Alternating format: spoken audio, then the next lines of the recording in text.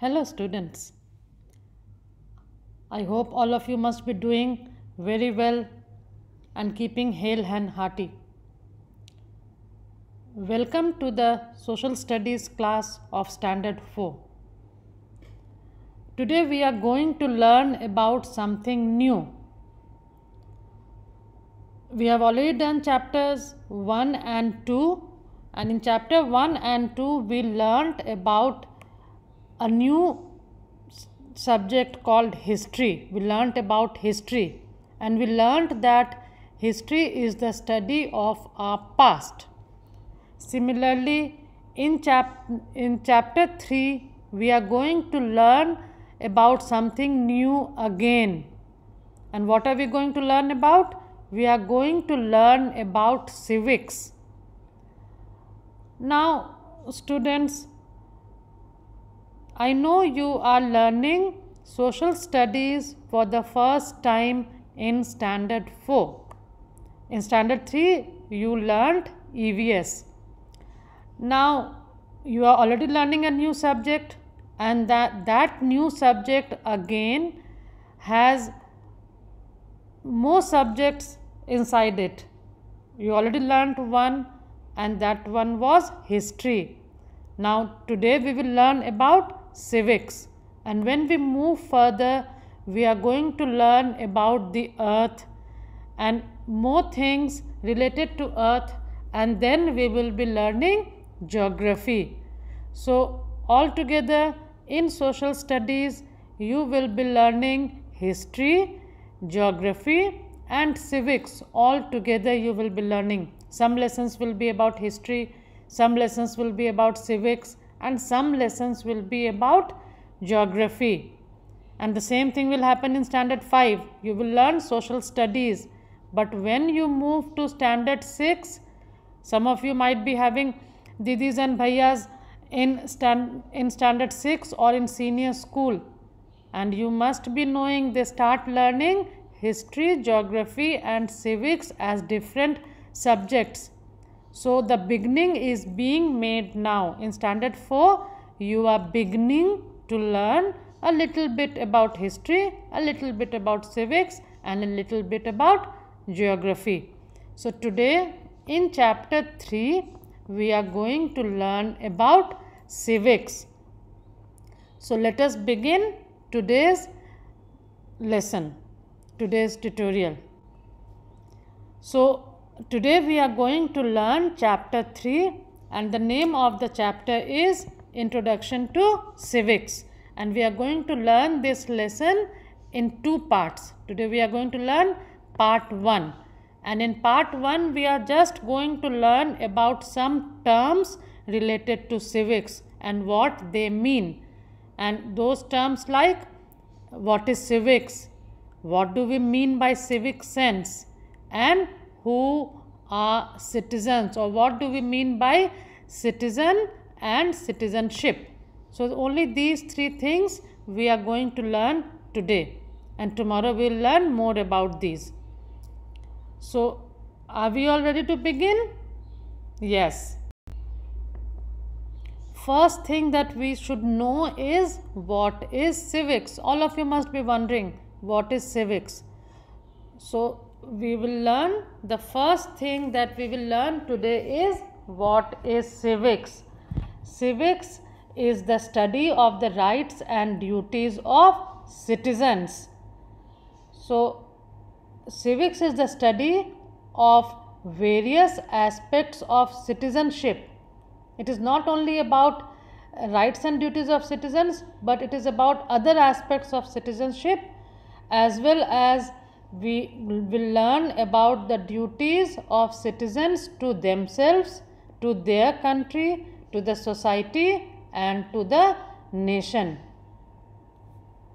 So in practical sense, civics also includes educating the citizens about their rights as well as their duties in public life. So we are going to learn basically what are the rights and duties of a citizen, what we should be doing and what is expected of us as a good citizen, to be doing as a good citizen of a country.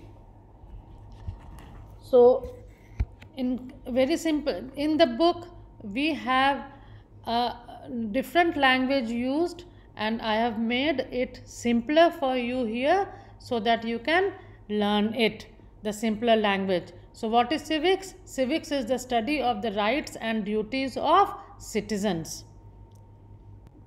Next we move to civic sense.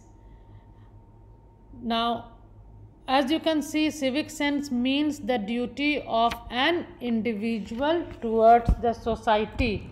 We already learned that our rights and duties are not related only to ourselves.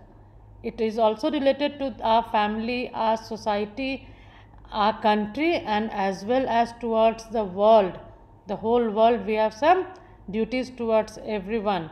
So civic sense means the duty of an individual towards the society. And what does it include? It includes keeping roads, streets and public places clean. It also includes following a set of rules established by law. Law has laid down certain rules for us, so we are supposed to follow those rules too. Under civic sense, we comes many more things, and we will be learning about them in the next slide. So basically, let us learn what civic sense means. So civic sense means the duty of an individual towards the society, and it includes keeping roads and streets clean, public places clean, and it also includes following a set of rules laid by law. You can see in the picture I have put two signs there: no spitting and use me. You must have seen these signs put here and there on the road. So what are we supposed to do? We are supposed to follow these rules, and if we are following these rules, it will be said that we are following a good civic sense. Now there are more civic sense things which are included. Proper civic sense includes maintaining peace in public places. When we are in a public place, we should maintain a peaceful environment. We should not make noise. We should not talk in very loud voice. We should not create unnecessary disturbance for others. We should be disciplined. We should behave in a disciplined way. Whether we are standing in the bank, we are in the bank, or we are in the shopping mall, or we are standing in front of a medicine shop, or we are standing at the bus stop, we are standing in front of the ticket counter, in the movie hall, or in the railway station. Wherever we are standing, we should be standing in a line. We should stand in a queue. We should show patience, and we should not get impatient and start pushing each other. We should avoid pushing in crowded places. We should also care for public as well as private properties. All of you keep your things very well, your books, your toys, your bag, your games, all these things you keep properly. Are you very unhappy when someone spoils them, someone destroys them? Yes. So these are your private properties. Similarly, we have some public properties. So we should take good care of those also. We should not destroy them. Like when we are moving in a bus, we should take care that we don't spoil the seat cover. If we are visiting monuments, we should not write anything on the walls. We should not spit here and there. We should not throw garbage in the public places. So these are some civic sense which we should follow. Proper civic sense should be followed by a good citizen when they are at home as well as when they are outside their house in a public place. Now, what happens when we do not show proper civic sense? Then it is said that we lack civic sense. When civic sense is absent in a society, it leads to a lot of problems. Now, what are some examples of lack of civic sense?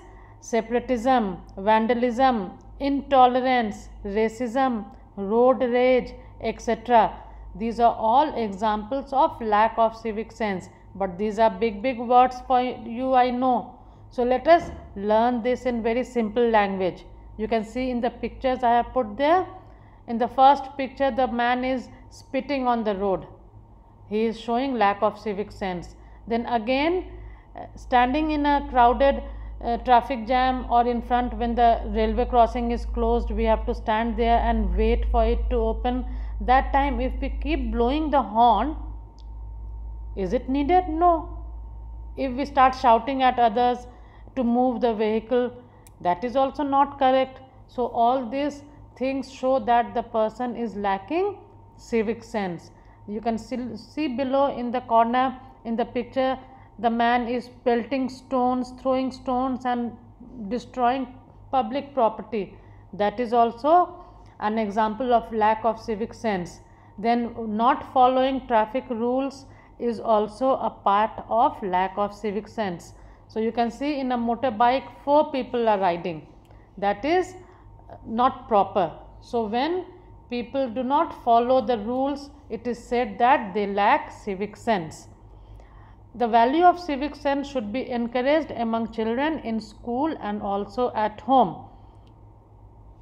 With the help of proper education, both at home and in school, the value of civic sense can be inculcated, can be taught to children from a very young age, from very early age. Elders should lead by example. So the elders should show the proper way to the children.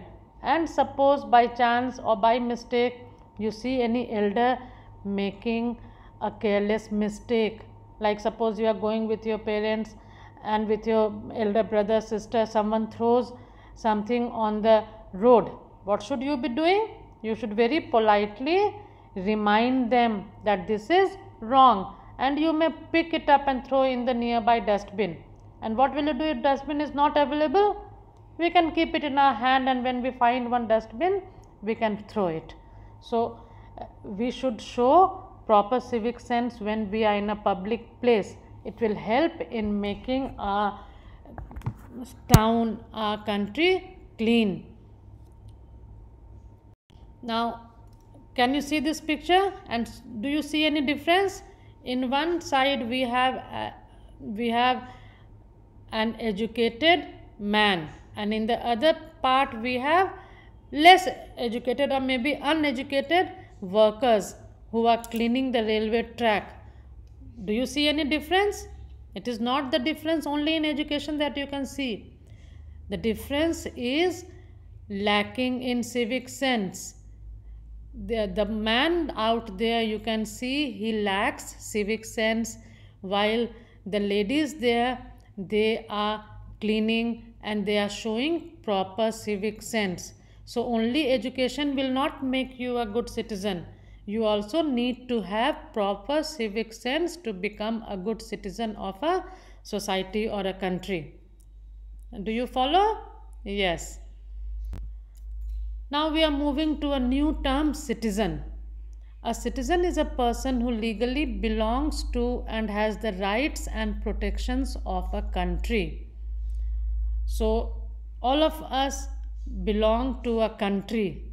Some of us are citizens of India, others are uncles, aunts, some relatives may be staying in other country like USA or Australia or UK, and they might be belonging to that country because they have lived there for many years. They might have got the citizenship of that country. So then you can say that you are a citizen of India, while your uncle or aunt who has been staying in England or staying in US or in Australia for many years, they are citizen of that country. So when you belong to a country, you are a citizen of that country. And what will the country do for you? The country will give you some rights and also protect you. You legally belong to that country, so you are the citizen of that country. Citizenship is the status of belonging to a particular country. When you belong to a particular country, you have the citizenship of that country. It is the status of a person recognized under the law established by a sovereign country. Every free country has some laws, and under that law, you are enjoying a status, and that status is belonging to that country, and that is called citizenship. And if you have citizenship of a country, you have the right to live there, to work there, and it is your duty to vote and to pay taxes. Citizen of a country must be loyal to their country and they must discharge their duties. They have some duties and they must discharge their duties. And what can we do? We can always be the change, and we can be good citizens and contribute in changing our country for the better. So what should we do? What have we learned? We have learned that we should all be a good citizen. And in next tutorial, we are going to learn who is a good citizen. What makes you a good citizen? One thing we have learned, if you have civic sense, proper civic sense, you are a good citizen. Now there are so many other things that you should know, and we will learn that in the next chapter. Until then, keep happy, keep smiling, and keep learning. Be safe.